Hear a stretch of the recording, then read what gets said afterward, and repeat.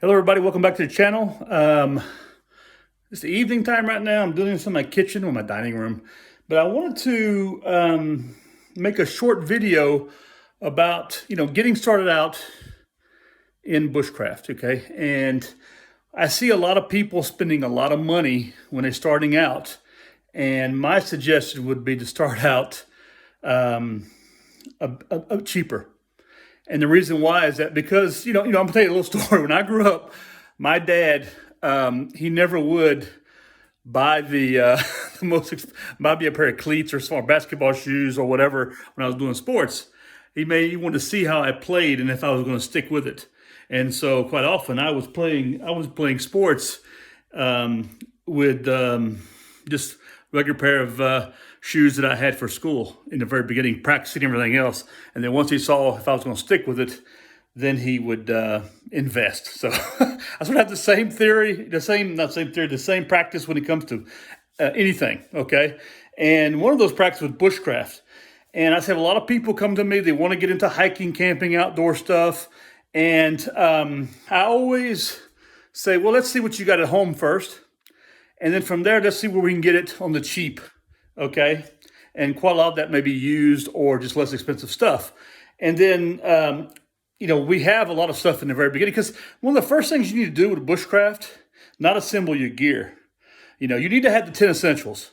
And I suggest 10 essentials for anything. Keep it in your car or whatever, or have it with you on a daily basis, okay? But besides the 10 essentials, what else are you going to carry? That depends on the season. That depends on the climate. Terrain dictates, okay? Well, one thing that I suggest is take a class first or find somebody who's already knowledgeable and get with them and start learning the basics. Watch YouTube videos, read books, but you got to get out there and you got to practice it. And the only way to practice it is to practice it with the right tools, okay? So I'm going to show you what I have at the house.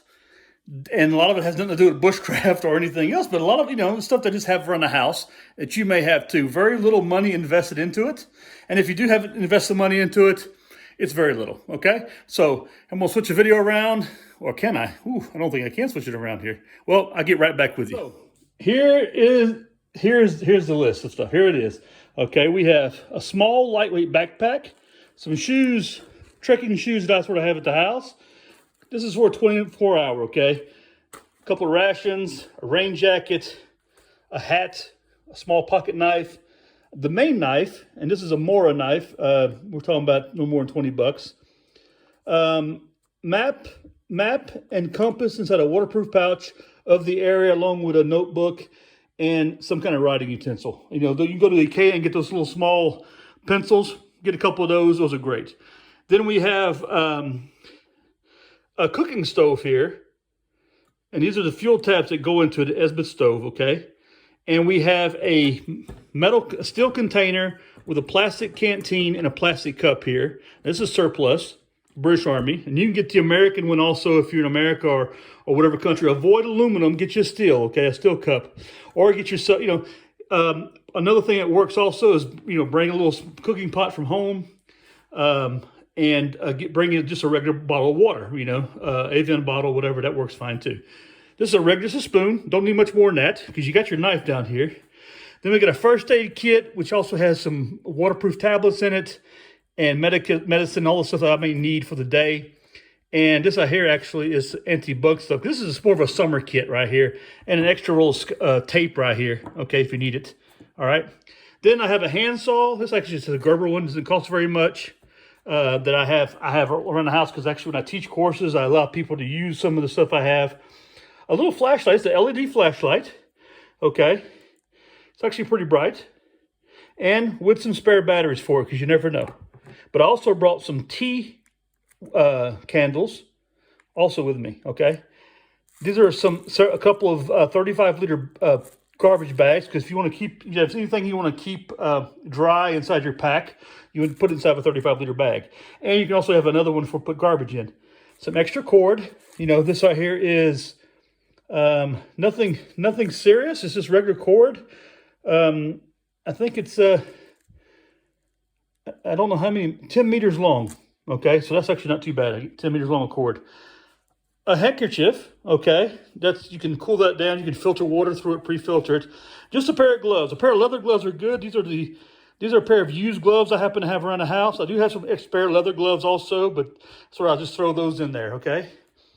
Then I have three forms of fire lighting: matches, a lighter, and I have a ferrocene rod in here, okay? Why three? Because, and I hear people say, well, I only use a ferrocene rod when I go out, or only use this when I go out. Okay, all right, go ahead and do that. You get in a situation, you know, if the situation is emergency, and I can use that lighter there to start a fire, I want to use a lighter. It's about the preparation and how to build a fire is the most important, okay?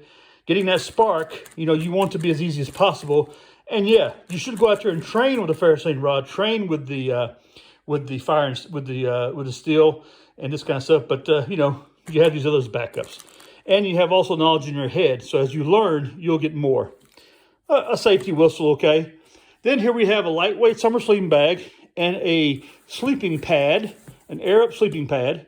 This actually is quite heavy. It's heavier than a sleeping bag is, actually. But had it laying around the house, so why not? Then the clothes I'll be wearing, okay? I always choose a leather belt. Why? Well, if you look at some other videos, you'll see a leather belt comes handy for a lot of things, especially if you're sharpening your knife, or you want to return the edge of your knife, okay, after you've sharpened it. This knife right here, I actually got resharpened again today, and I strumped it with this leather belt, and it works fine. Then I got some sort of a shirt that's sort of, in the summertime, it's a baggy, I like it more outdoor color, you know, but it's a baggy shirt, a long sleeves, protect me from the sun and from the insects, a pair of merino wool socks, lightweight synthetic underwear, and an old pair of BDU pants, okay? So that's it. That's what I've got, okay?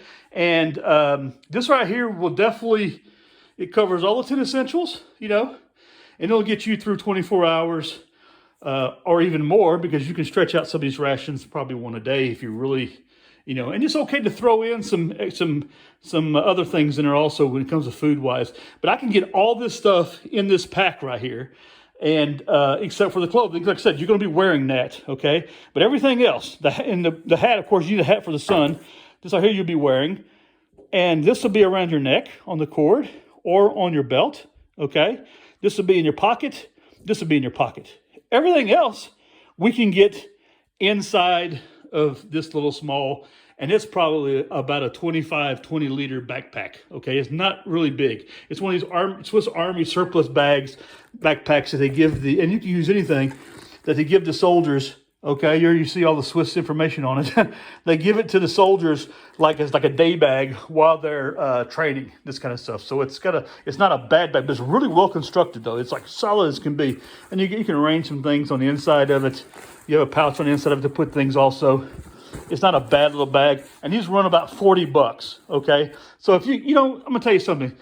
If you don't have access to a backpack, put it in a really heavy-duty garbage bag, or put it in a pillowcase, or put it inside of whatever, you know, that you can carry it in, okay? The idea is that you carry this stuff out there with you and for your overnight, and there you go. So anyway, I'm going to pack all this stuff up inside the bag, and then I'll be right back with you. It's all packed up. It didn't take very long. As you see, the bag is completely packed up with everything in it, okay? Doesn't weigh too much, actually. It's pretty light. Got everything in it, sleeping bag, everything. The only thing I don't have in it is what I would carry on me. Put the saw in the belt. There's the trousers with the socks, underwear, and the shoes, which I'd wear. This is all I'd wear right here. A boonie hat for the sun. A bandana pocket knife. You can put the fixed blade knife either on your belt or around your neck. It's set up to fit around the neck, actually. And my compass in my pocket. And you probably also want to put, and I put it inside the bag, but you can put your map inside your pocket also, okay? And if you really like to do it, you can set it up where you could have for your water bottle, instead of being in your bag, you can set it up so that it's in a canteen pouch on your belt also, which actually is a great way to go. It's a really great way to go. And yeah, so this is what I suggest. Very inexpensive. I was thinking about this when I got this right here. I went to a thrift shop and got this shirt right here, which is a Columbia shirt. Double XL. It's a little big, but it's fine. It's a baggy, and I got it for $4. I was so happy about that. I bought this hat right here. It's a check camo hat, but it's nothing serious. A boonie hat. I mean, I've got a lot of boonie hats. Actually, I even had my old Army ones. But this right here, I think I paid $5 for it. You know, these gloves right here. These you can get these for like $20. A couple of bucks right here. This knife's around $20.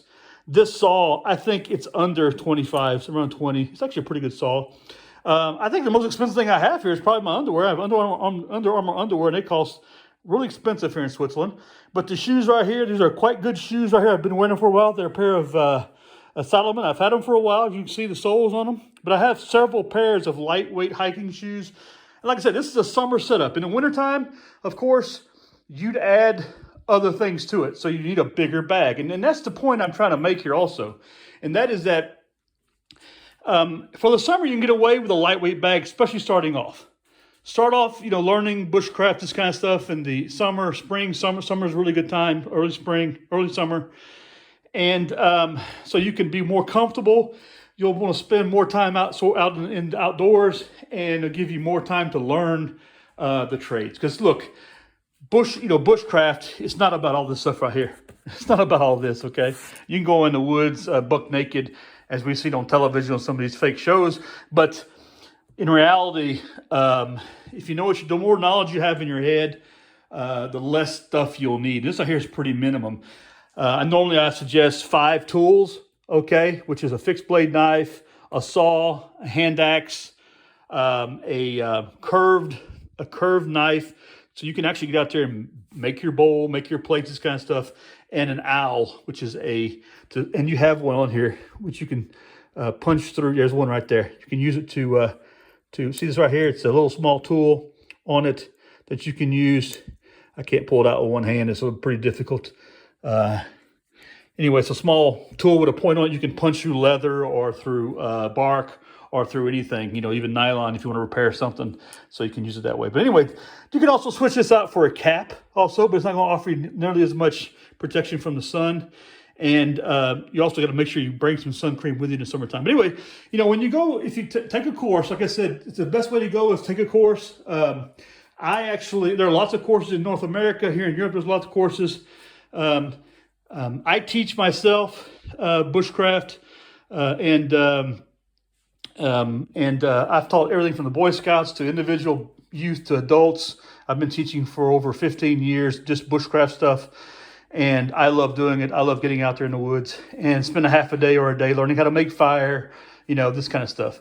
But like I said, you need to learn these individual tasks. You have 10 essential items plus some extra stuff. Learn these individual tasks, like how to sharpen a knife, how to cut with a knife, how to work with a knife, okay?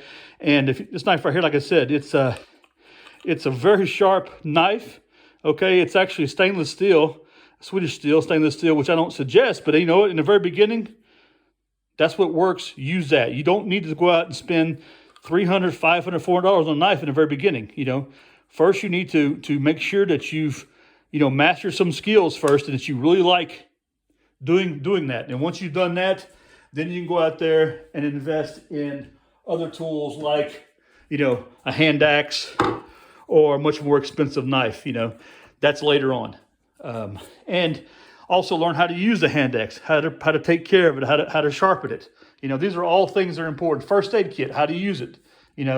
Proper first aid. All this stuff is important to know. So the more knowledge you have in your head, the less stuff you got to carry on your body. Okay, because in reality you can build a shelter. Okay, if you don't, there's no shelter in here. Okay, the idea is that you don't need a shelter to go out and spend the night. In the summertime, even in the wintertime, quite often, you can build yourself a shelter, and you have the means here with a saw and this knife right here to build a shelter. You can saw down limbs, and you can build yourself a debris shelter. This is very easily done, and it'd be much warmer than sleeping in a tent, in fact. Anyway, so I want to thank you guys for coming back to my website, coming back to my YouTube channel, excuse me. And I'd like for you to also please check out my business YouTube channel, which is Helvetia Bushcraft, and go to the website, helvetiabushcraft.ch, and check out the stuff that we have on there. We're a new company building ourselves up. Lots of used surplus stuff on there. Lots of pieces of collection. And but like I said, you can go out to thrift shops, surplus stores, secondhand stores, whatever, and you can pick up a lot of stuff. Some of these tools you might not be able to do it, but the clothing you definitely can. And like I said, any little pack right here, even a school bag. I went to the Gulf War back in 1991 with an East pack that I'd found in the dumpster on my Leighton Kaserne in Germany when I was stationed there. So, it did the job. It made it there and made it back. So, anyway, listen, thanks a lot. Hope you guys have a good evening, and I'll talk to you very soon.